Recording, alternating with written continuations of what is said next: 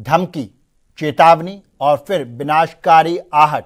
राष्ट्रपति Donald Trump ने एक बार फिर वही पुराना ट्रंप कार्ड खेल दिया और जिसकी धमकियां वो ना जाने कब से देते आ रहे हैं। और लेकिन क्या अब इस बार जिस बार कोई बयानबाजी या वाकई ईरान का काल आने वाला है।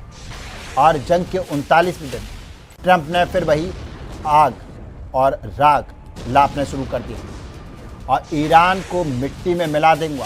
और ट्रंप की ये धमकी पर धमकी अब अपने चरम पर है और उन्होंने अल्टीमेटम दिया कि अगर 24 घंटे में सीज फायर नहीं हुआ तो वो होगा जो सदियों तक याद रखा जाएगा।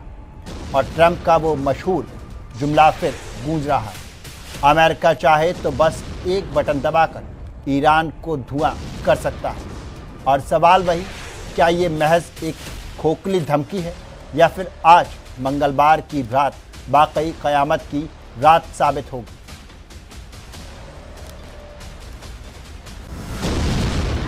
अब बात मिडिल ईस्ट की जंग की अब अपने सबसे भयावह और विनाशकारी मोड़ पर पहुंच चुकी है और जहां अमेरिका राष्ट्रपति डोनाल्ड ट्रंप ने ईरान को मिटा देने वाला सीधा और खौफनाक टाइम टेबल जारी कर दिया है। और ट्रंप ने डंके की चोट पर ऐलान कर दिया कि उनके पास एक ऐसा अचूक प्लान है जिसके तहत मंगलवार रात 12 बजे तक ईरान के हर पुल को मलबे में तब्दील कर दिया जाएगा और उसके तमाम पावर प्लांट्स को हमेशा के लिए बिजनेस से बाहर कर दिया जाएगा। और ट्रंप की ये चेतावनी रोंगटे खड़े कर देने वाली है। अगर हम चाहें तो यह महज 4 घंटों के भीतर हो सकता है और पूरा देश एक ही रात में ख़त्म हो सकता है।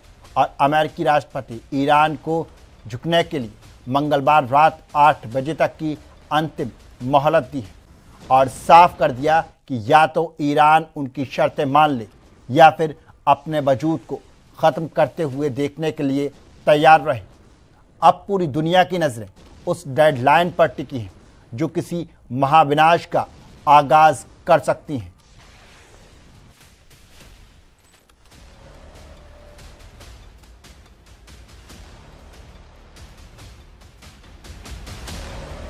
We have a plan, because of the power of our military, where every bridge in Iran will be decimated by 12 o'clock tomorrow night, where every power plant in Iran will be out of business, burning, exploding, and never to be used again. I mean, complete demolition by 12 o'clock. And it'll happen over a period of 4 hours if we wanted to. We don't want that to happen. We may even get involved with helping them rebuild their nation. And you know what? If that's the case, the last thing we want to do is start with power plants, which are among the most expensive thing, and bridges. You saw the bridge. The bridge went. We were very close to a deal.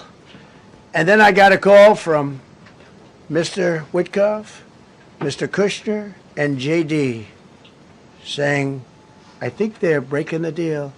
I said, tell them that's okay. Don't worry about it. But tell them to look out their window and watch. And within 45 minutes, I gave the order to knock out the biggest bridge. I gave the order, knock out the biggest bridge in, I believe, the Middle East, but the biggest bridge in Iran. And within 10 minutes after I gave that order, that bridge was over. So do I want to do that? No. Do I want to destroy their infrastructure? No. It will take them 100 years to rebuild. Right now, if we left today, it would take them 20 years to rebuild their country, and it would never be as good as it was. And the only way they're going to be able to rebuild their country is to utilize the genius of the United States of America. अब सवाल वही, क्या Trump सिर्फ डरा रहे हैं या वाकई दुनिया को तीसरे विश्व युद्ध की तरफ धकेल रहे हैं? और ट्रंप की धमकियों का सिलसिला कब शुरू हुआ ये शायद अब किसी को याद नहीं, लेकिन उनकी ताज़ा धमकी ने ईरान के हर शहर में दहशत भर दी है। और ट्रंप का वो डरावना अल्टीमेटम, या तो घुटने टेको या मिटने के लिए तैयार रहो। और तेहरान धधक रहा है और आसमान से मौत बरस रही है। और ट्रंप बार बार दोहरा रहे हैं कि ईरान को तबाह करना मेरे बाएं हाथ का खेल, यानी कि मियाद ख़त्म होने से कुछ ही घंटे बाकी है। और ट्रंप का गुस्सा सातवें आसमान पर है और ईरान का रुख भी झुकने वाला नहीं। क्या ट्रंप अपनी इन धमकियों को आज सच कर पाएंगे?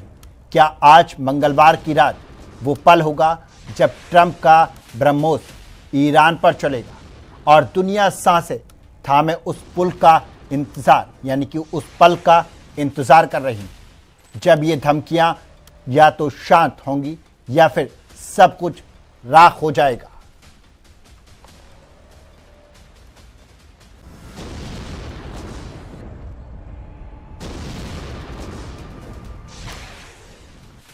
तो ये धमकियां मिली ईरान पर। ट्रंप का डेडलाइन वारंट है कि तबाही मचेगी और 24 घंटे में मोहलत।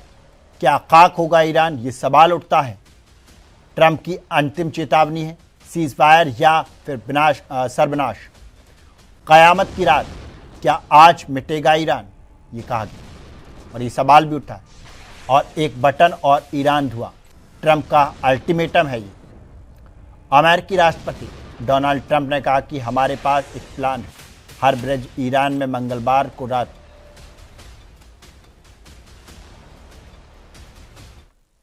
और इसी खबर पर हमारे साथ विदेशी मामलों के जानकार अशोक सिंह जुड़ चुके हैं। अशोक, क्या कुछ जानकारी है जिस तरह से अमेरिकी राष्ट्रपति ट्रंप की धमकियां मिलती हैं और आज रात क्या कुछ बड़ा हो सकता है या फिर सिर्फ ये एक महज धमकी है? देखिए, कल रात की जो प्रेसिडेंट ट्रंप ने जो एड्रेस किया है, एक 19 मिनट का एड्रेस है और उसमें उन्होंने ऑपरेशन जो अभी किया है, अपने रेस्क्यू किया था, उसके बारे में बताया है। और फिर उन्होंने बताया कि ऑपरेशन रेस्क्यू में हमारा कितना मैन पावर लगाया, कितना हमारे बर्तन भी लगी, क्या क्या किया हमने, वो सब उन्होंने विस्तार से बताया। ये बताया कि और अपने जो स्थिति थी उसके ऊपर ये भी उनसे सवाल किया जैसे आपने ऐसे शब्दों का इस्तेमाल किया है। तो प्रेसिडेंट ट्रंप का जो तरीका था, जो एग्रेसिव तरीका था, उसमें तो लगता नहीं कि ऐसा कुछ उनको लग रहा है कि वो किसी तरह से इसको रियायत देने की स्थिति में। लेकिन ये जरूर कह दिया है उन्होंने कि जो ये और जो स्टेट्स है उसको खोलने के लिए खुले, मेरा उसमें कोई इंटरेस्ट नहीं है, खुले तो खुले, नहीं तो। लेकिन मैं ईरान को बिल्कुल न्यूट्रल कर दूंगा और बिल्कुल ढहा दूंगा। हाँ, जो तरीका था, जो उनका अभी तक चला है, एक करीब 38 दिनों से हम देख रहे हैं, उसमें कहीं कोई कमी नहीं आई है। और वह स्थितियां अभी जो आपने बताया है, जो उनको सुना है, प्रेसिडेंट ट्रंप को सुना है, उसके हिसाब से यह है कि अभी स्थिति अलार्मिंग है। अच्छा अशोक जी, सवाल ये भी बड़ा होता है कि लगातार जिस तरह से ट्रंप ने बयान दिए, उन्होंने कहा कि हम एक हफ्ते के लिए सीज फायर कर रहे हैं, लेकिन ईरान नहीं माना। और दोबारा फिर उन्होंने कहा कि हॉर्मुज खोलो या अंजाम भुगतने के लिए तैयार रहो, फिर भी ईरान नहीं माना। ईरान की तरफ से कभी कोई किसी तरह की इस युद्ध में अभी तक प्रतिक्रिया नहीं आई है कि हम अमेरिका को मिट्टी में मिला देंगे और हॉर्मुज बंद करके अपनी ताकत दिखा देंगे। तो एक तरह से ये समझ जाए कि एक खामोशी के हिसाब से ईरान अपना काम बखूबी कर रहा है और दूसरी तरफ बौखलाहट जो है वो ट्रंप में है। नहीं, कोई बौखलाहट वाली स्थिति नहीं है और कोई ऐसी स्थिति नहीं है। एक ऑपरेशन कमांडर है, वो अपने को, ईरान तो इस बात रहा ही नहीं है। ईरान कहेगा क्या? ईरान तो अपने पड़ोसियों में जो जिनके साथ अच्छे संबंध होने चाहिए ऐसी स्थिति में, वो उनके ऊपर अपनी मिसाइलें फेंक रहा है, उनसे उनको तबाह कर रहा है, उनसे उनके सारी चीजें कर रहा है। और ये जो कॉन्फ्लिक्ट हो रहा है उसमें सारी ईरान की भी जिद है। ईरान को भी बातचीत के लिए आना ही चाहिए था। ईरान ये बताए कि हमारा कुछ, ईरान का बचा क्या है, और ईरान ने ये बात मान ली होती है और ये बात इस पंचायत के बीच में चला। सबसे बढ़िया ये रहता है कि ऐसी स्थिति जब हो जाती है तो पंचायत है, यूएन है, बहुत सारी संस्थान है, उनके बीच में चला जाना चाहिए था और बातचीत शुरू हो जानी चाहिए। तो ये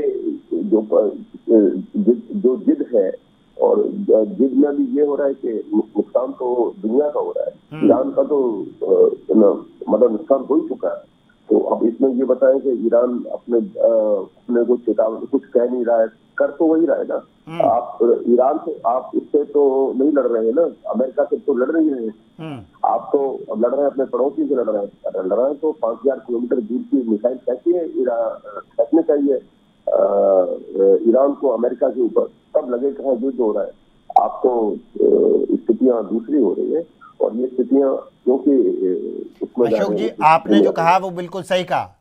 ईरान डायरेक्ट अमेरिका पे मिसाइलें फेंके तो क्या अमेरिका ईरान पे डायरेक्ट भी मिसाइलें नहीं फेंक पाता, क्योंकि जो दूरी है बहुत ज़्यादा है। तो आसपास के जो मुल्क हैं एयरवेज इस्तेमाल करके अमेरिका उस पर दागता है ईरान पर मिसाइलें, तो एयरवेज जहाँ इस्तेमाल किए गए ईरान उसे ही निशाना बनाएगा, पहली बात। दूसरी बात ये कि ईरान की अगर अमेरिका के राष्ट्रपति डोनाल्ड ट्रंप की ये हड़बड़ाहट और ये घबराहट नहीं है तो क्या है, आखिर वो अंजाम तक क्यों नहीं पहुंचाते चीज़ों को, धमकी देके हर बार और पीछे हट जाना। अगर ऐसी बात है तो आज रात को ईरान को दिखा देना चाहिए कि अमेरिका के अंदर कितनी ताकत है। नहीं, देखिए हम स्टूडियो में बैठ करके या हम इस तरह से नहीं चीजें कह सकते हैं। ये तो मिलिट्री कर रही है और मिलिट्री क्या कर रही है दोनों तरफ से, जो उनके तो उनकी नेवी और एयरफोर्स रही नहीं है। अब जो रहेगी, जो मिलिट्री रहेगी वो आमने सामना होगा, ग्राउंड पर हो नहीं रहा है। एरिया डोमिनेशन की बात हो रही है, पूरा इस तरह टकराया हुआ है। और जब कभी भी किलेबंदी होती है तो किलेबंदी तो आपके नजदीक घेर करके की जाती है, आपके पड़ोस से की है। जब वो इस तरह घेराव करेगा जब फिर उससे एडवांस किया जाता है।